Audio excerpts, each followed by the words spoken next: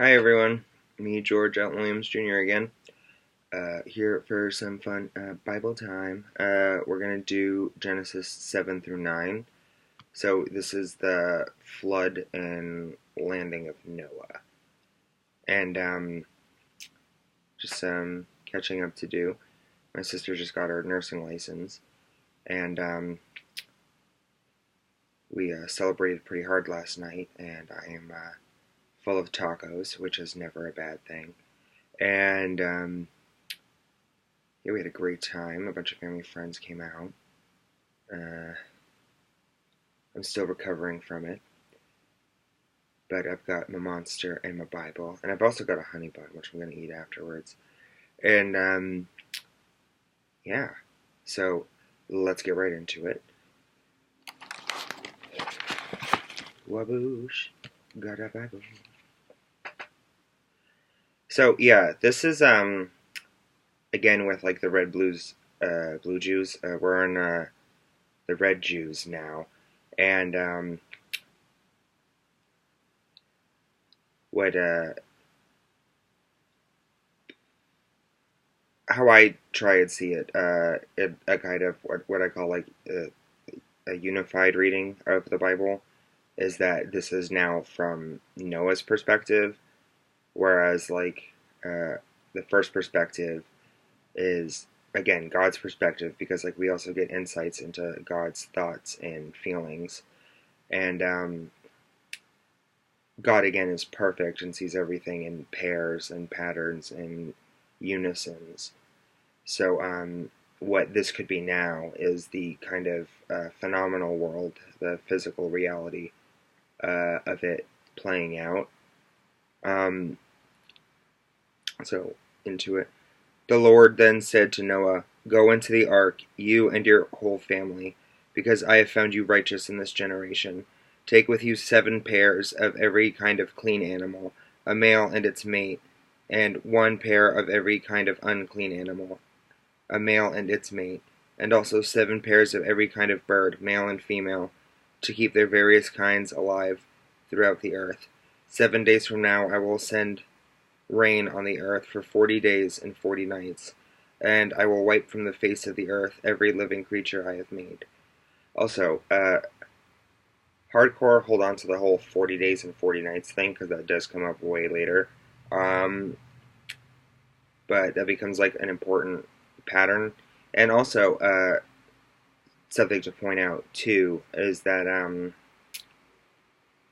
40 days and 40 nights to biblical Hebrew Jew uh, would also have been, it could either be read as literally it being 40 days and 40 nights, but this is also a euphemism for an extremely long time. So, like, they would call something 40 days and 40 nights just to mean like an extensive uh, kind of just like estimate. Like it's a very long amount of time to be doing one thing, but it's a kind of like realistic number. Um, but yeah, it could go either way.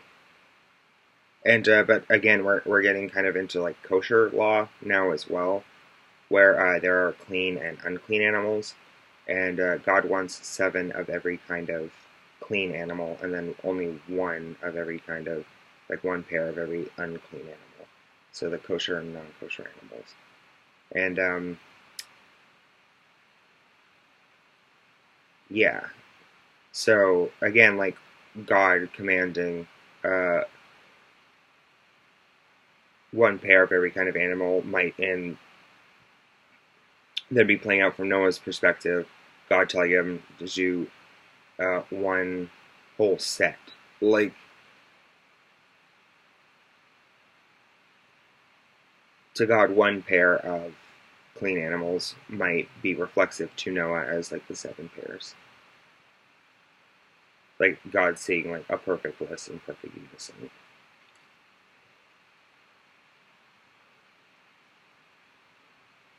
And just one more thing to point out. Again, God in no way addresses the creatures of the ocean. Like, those, whatever was in the ocean is still in the ocean, probably has no idea that the whole flood business is going on, except for when a whole bunch of, like, corpses just start kind of, like, showing up.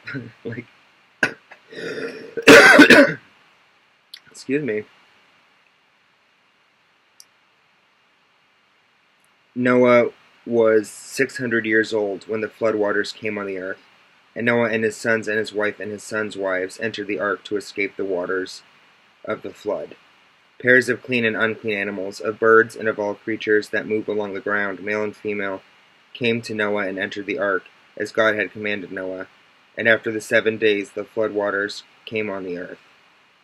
In the 600th year of Noah's life, on the 17th day of the second month, on that day all the springs of the great deep burst open, and the floodgates of the heavens were open, and rain fell on the earth 40 days and 40 nights.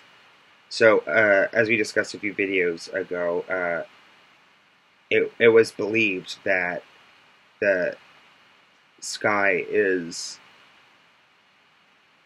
a giant body of water that's suspended over us, and that God literally opened up the heavens to, like, some vault or seal that was on the heavens, and simultaneously opened that up to pour the sky water into the world, but also created, like, huge oceanic geysers to kind of raise the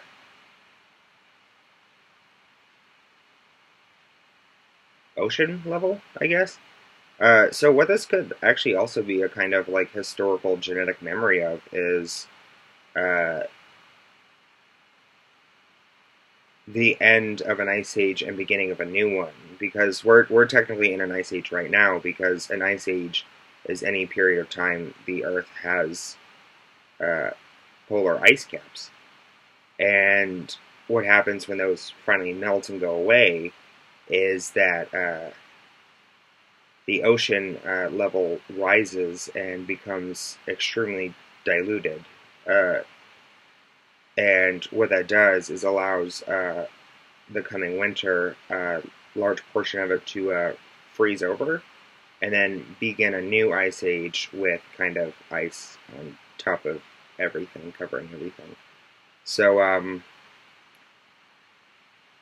yeah, like, that would literally, like, wherever there was civilization, like, at this time, like, people completely relied on, like, in the ancient world, people completely relied on stuff like, the ocean and large bodies of water for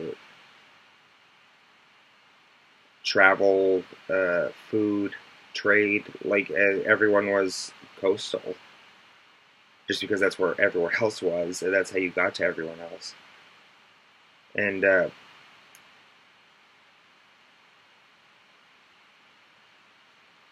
yeah, so, like, if there was, like, a melting of the ice caps, it would have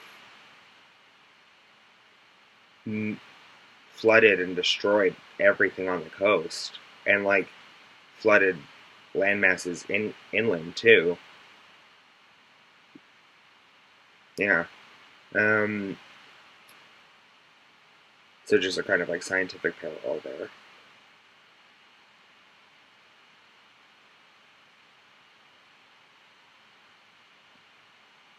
On that very day Noah and his sons, Shem, Ham, and Japheth, together with his wife and the wives of his 3 sons, entered the ark. They had with them every wild animal according to its kind, all livestock according to their kinds, every creature that moves along the ground according to its kind, and every bird according to its kind, everything with wings. Pairs of all creatures that have the breath of life in them came to Noah and entered the ark. The animals going in were male and female of every living thing, as God had commanded Noah. Then the Lord shut him in. So yeah, Noah builds the ark, everything is on it, and then God closes it, locks it up. Like, go Lord. For 40 days the flood kept coming on the earth, and as the waters increased, they lifted the ark high above the earth. The waters rose and increased greatly on the earth, and the ark floated on the surface of the water. They rose greatly on the earth, and all the high mountains under the entire heavens were covered. The waters rose and covered the mountains to a depth of more than 50 cubits. So, huge. And again, Noah's Ark is 30 cubits long. So if 50 cubits covers the mountains,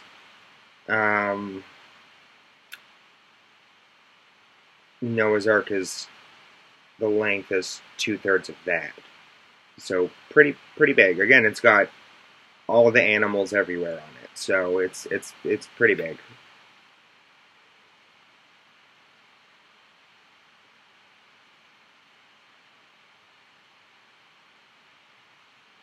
Only Noah was left, and those with him in the ark. The waters flooded the earth for 150 days. So yeah, not only was like a constant like flood and rain pouring onto and from within the earth, but yeah, they were stranded in the middle of the ocean for 150 days. So yeah, it's been almost a year of like 2/3 of a year riding in this boat. But God remembered Noah. Oh, that's good. Like, oh, was it? Oh crap, Noah. Like, Lord. But God remembered Noah and all the wild animals and the livestock that were with him in the ark, and he sent a wind over the earth, and the waters receded. And this is kind of a parallel as the beginning of Genesis, where God was above the waters, but that could also be translated as like the breath of God was above the waters, and like a wind, like slash a wind was above the waters. So God sending down a wind is very parallel to God kind of literally restarting, kind of with like a new Adam and Eve and like first family. Yeah.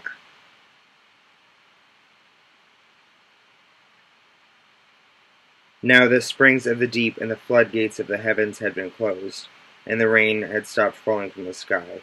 The water receded steadily from the earth.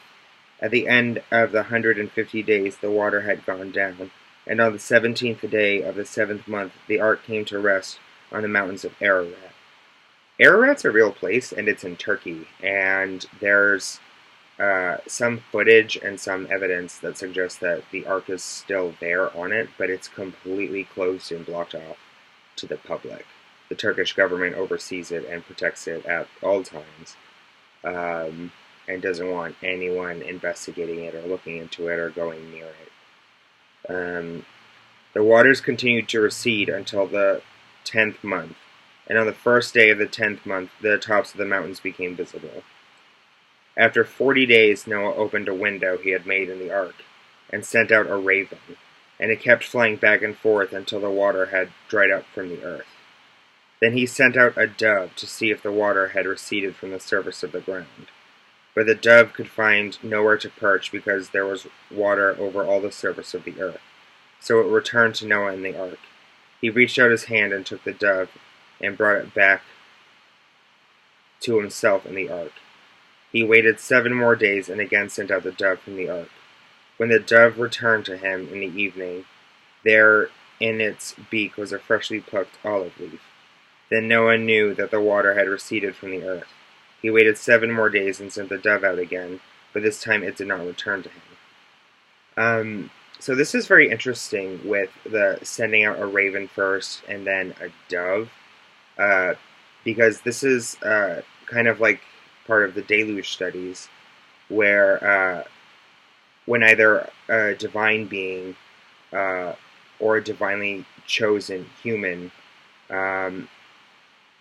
is upon like a flooded planet, they almost always send out a raven first.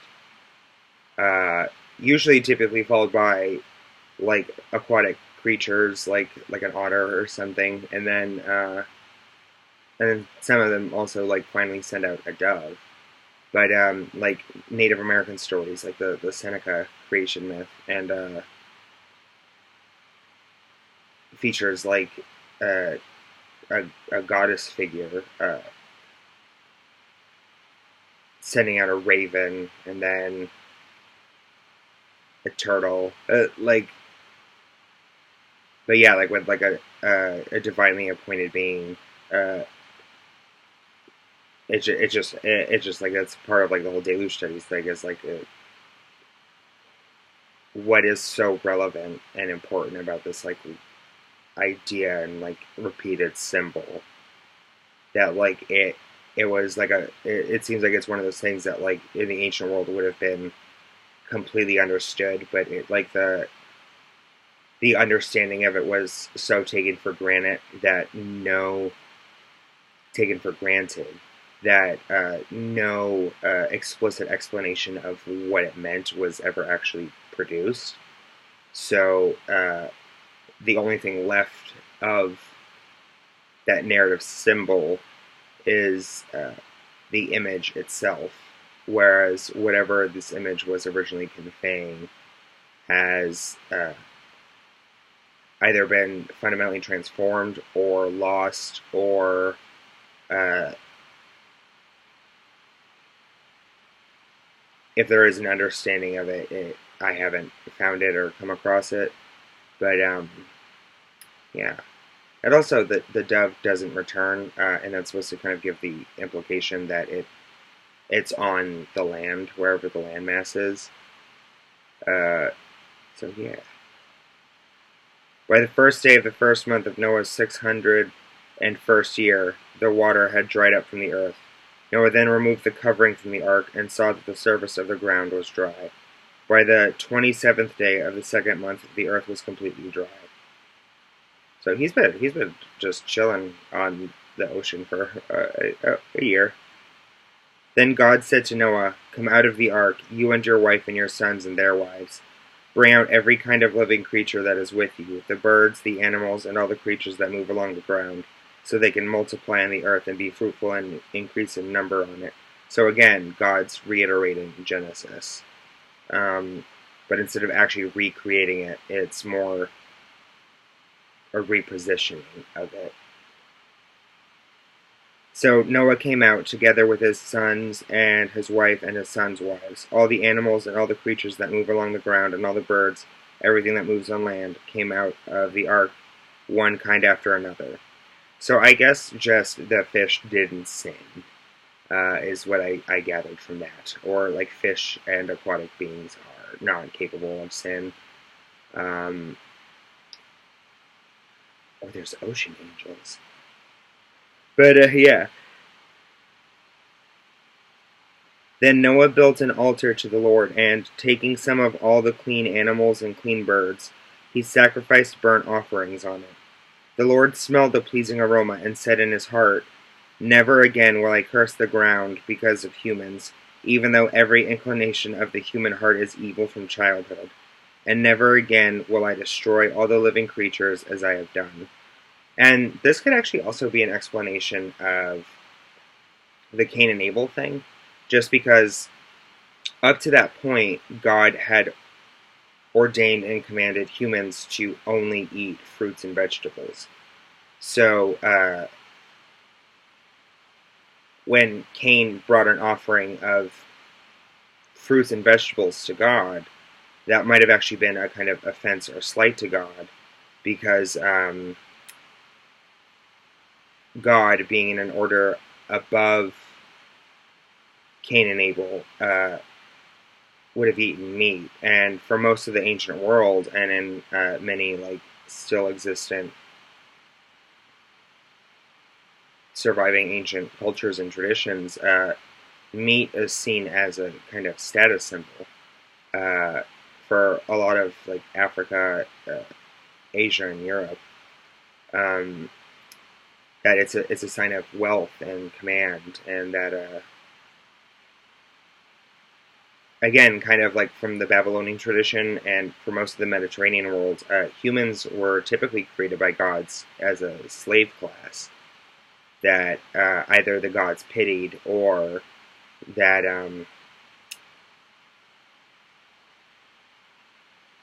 yeah, usually the gods pitied and kind of helps like alleviate their condition, especially when the gods and their children started mating and falling in love with humans. So it kind of became this like reluctant, ongoing relationship uh, between some of the divine and humans. Um, Especially when humans seem to persistently like offend the gods and the divine beings. So yeah, like gods coming down to like destroy cities and stuff like happened all the time, just because like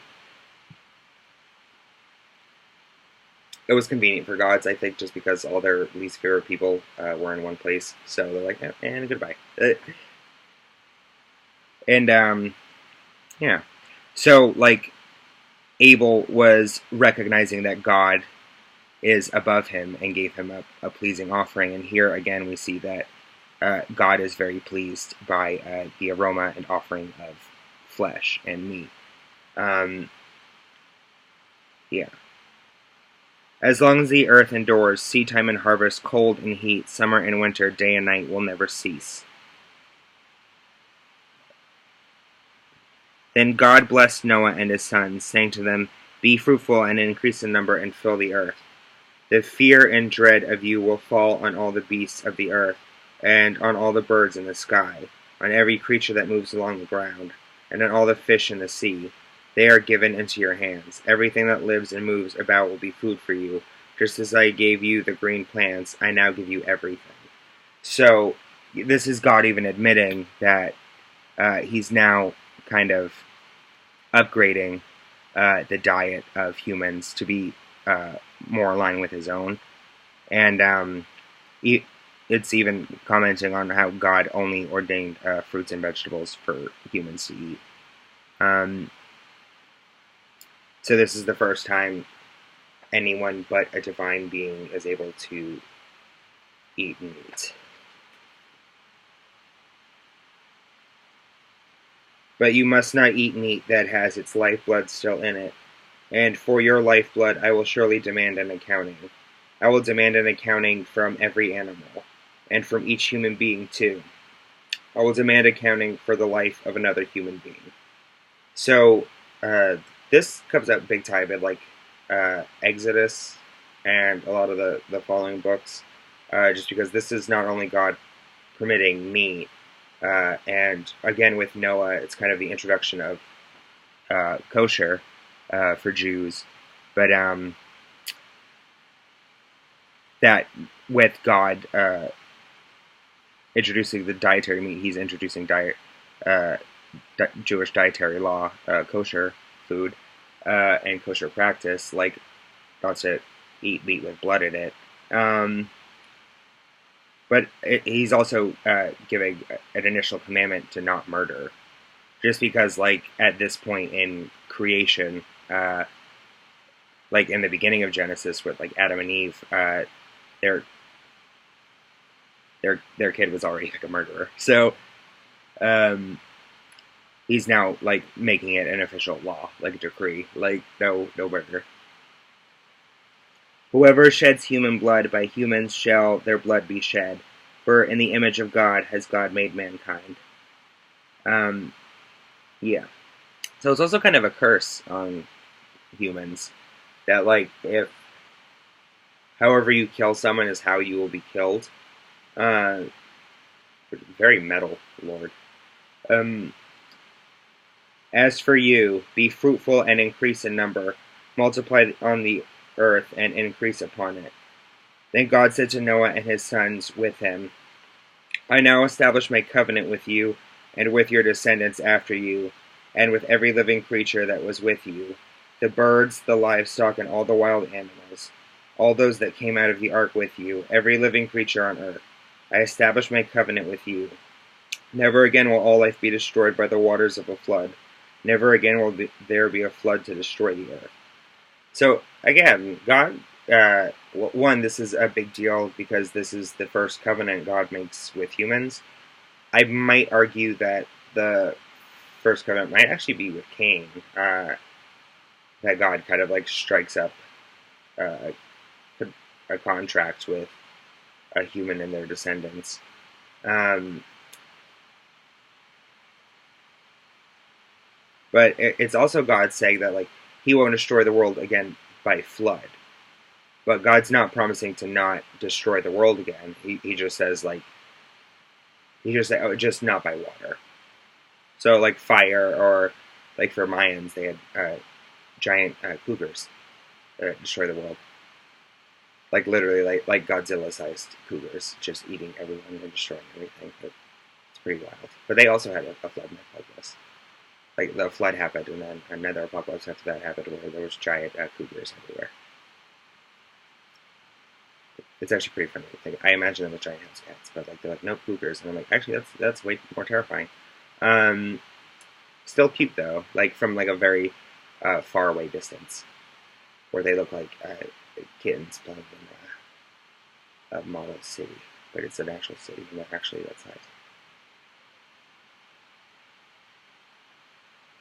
And God said, "This is the sign of the covenant I am making between me and you and every living creature with you, a covenant for all generations to come. I have set my rainbow in the clouds, and it will be the sign of the covenant between me and the earth. Whenever I bring clouds over the earth and the rainbow appears in the clouds, I will remember my covenant between me and you and all living creatures of every kind. Never again will the waters become a flood to destroy all life. Whenever the rainbow appears in the clouds, I will see it and remember the everlasting covenant between God and all living creatures of every kind on the earth." So God says to Noah, "This is the sign of the covenant I've established between me and all life on the earth." And that's super Babylonian. Except in the Babylonian myth cycle, the rainbow is Marduk, Yahweh's brother, who's a war god. And Yahweh in Judaism kind of absorbs a lot of the narrative and traits of Marduk and his other brother Baal. And like after the flood, Marduk has a rainbow, and it's like when it's called a rainbow because one, because it's a product of rain. Two, it's literally a bow, like as in a bow and arrow. That's God's weapon, and God is using His weapon. He's like putting His weapon down and making it like a kind of magical, celestial token of His promise. Like, God's promising to not take His rainbow down and use it to shoot like an arrow into the sky and into the sea to like make it flood again.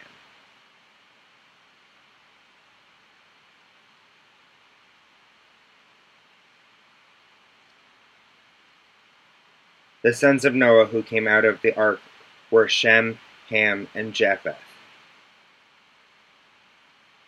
Ham was the father of Canaan. And so Shem, Ham, and Japheth, for many biblical scholars and for a very long time, were considered the forefathers of the Eurasia and African peoples. That Shem settled Europe, Ham settled Africa, and Japheth settled Asia. And this is why there's different ethnicities and stuff like that. These were the three sons of Noah, and from them came the people who were scattered over the whole earth. There you go. Noah, a man of the soil, proceeded to plant a vineyard. When he drank some of its wine, he became drunk and lay uncovered inside his tent. Ham, the father of Canaan, saw his father naked and told his two brothers outside. Okay, this is actually a very important thing in biblical scholarship that is almost never talked about or explained in church. This is called the rape of Noah, because like the language used in the original texts, and even the kind of like saw, like what happened is that Noah got very drunk, and then passed out naked in his tent, and then his son Ham comes in and has sex with his unconscious father. and then goes out and tells his two brothers about it.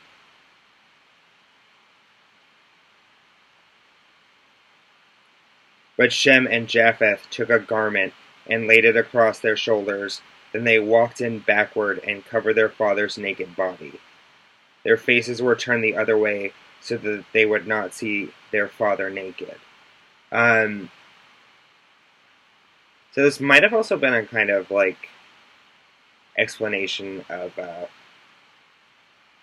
or a kind of affirmation of like ancient concepts of like uncontrollable lust. Like just like Ham saw his hot naked dad and like couldn't help himself, and again, like for the ancient world, if you got raped, you were seen as unclean, uh, and like shameful. So his two other sons cover him up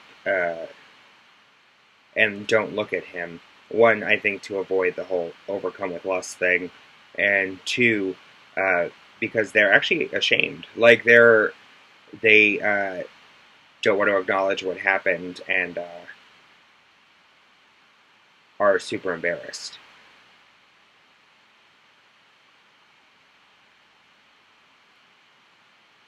When Noah awoke from his wine and found out what his youngest son had done to him, he said, like, he wakes up, realizes he got raped, and was super bummed. Of course. Yeah. Cursed be Canaan, the lowest of slaves, will he be to his brothers. He also said, Praise be to the Lord, the God of Shem. May Canaan be the slave of Shem. May God extend Japheth's territory. May Japheth live in the tents of Shem, and may Canaan be the slave of Japheth. So what that is doing is, like, some people have heard of the 12 tribes of Israel. One of the tribes of Israel are the Canaanites, and the Canaanites are the slave caste of the Jewish people. And what this is sort of doing is retroactively explaining or justifying their position as slaves. And that explanation is their forefather and namesake, one of their descendants, Ham, raped Noah. So if they want to blame someone, blame Ham for raping his dad. And that's why you're all slaves. After the flood, Noah lived 350 years. Noah lived a total of 950 years, and then he died. Yeah. So that's 7, 8, and 9. Good job, gang. I'm very proud of you. We're doing it. We're getting there step by step, day by day. More lyrics from Full House.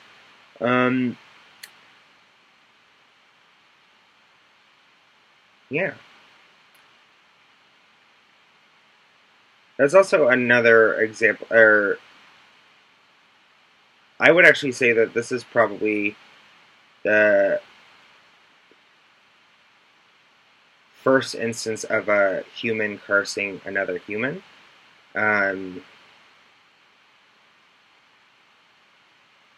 Because in the ancient world, and for a very long time, and even for many religions around the world to this day, magic is a fundamental part of life and existence and reality. That doing things like blessing things and cursing things and magic in general are just parts of everyday life. Like it's a very real threat to people's existence, and also seen by a lot of people as like beneficial and helpful and meditative. So the whole kind of like Protestant and evangelical notion of, and for a long time Catholic notion that magic is not godly is kind of a recent development. Like it kind of really started with the Crusades. and the Inquisition. And it's kind of warped into a kind of a cultural binary today. But we're going to get to it in later videos, but there's many, many instances of God being super cool and actually at times like helping people with like spells and summoning things and conjuring things and stuff like that. Yeah. Thanks for watching. I hope everybody learned something. Did a lot of research on it. Hope you enjoyed it.